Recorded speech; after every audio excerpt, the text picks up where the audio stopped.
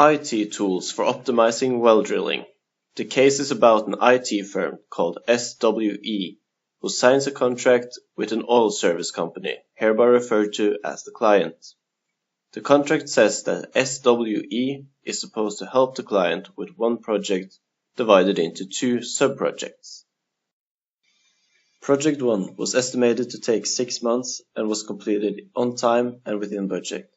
It was an overall successful project. Project 2 was estimated to take 24 months.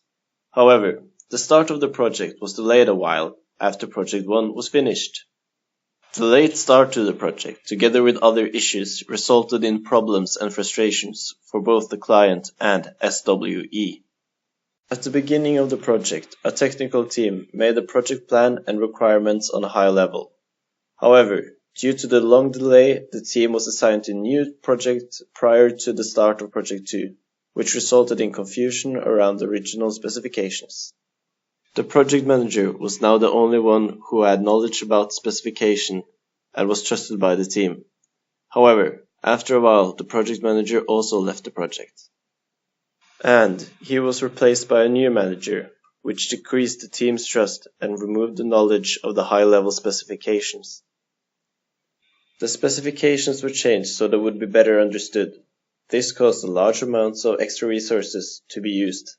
After about a third of the project, the client's new owner decided to abandon the project because she no longer saw the value of the project. Unfortunately, SWE could not stop the client from leaving the project, and Project 2 died. But what went wrong? SWE used an agile approach to make the best possible product. However, this made it hard to agree on deadlines. It was a bad fit for the client as they worked according to the waterfall method. The mismatch resulted in the client feeling little to no progress from SWE, at least that they could measure. The new project manager didn't have enough authority to get the necessary resources and being able to hire people. This resulted in the project lacking resources in the form of people who had the right competence and the right priorities. In addition, there was never enough initiative from the top management.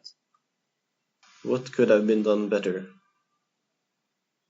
The client and SWE should have agreed upon the same working methodology, as working with different methods usually ends up with disagreements and misunderstandings.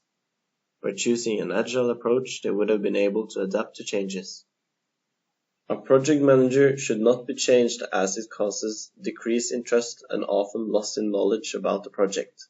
It is also important to make sure that the right amount of resources is available throughout the project, as it is often the limiting factor which can cause problems to not be solved in time.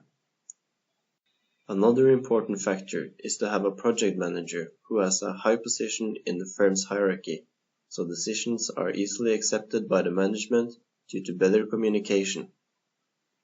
Last but not least, the specifications should be made on an appropriate level for the team working on the project, so they are understood by all members. This will ensure that there is rarely a lack of knowledge concerning the project and its execution.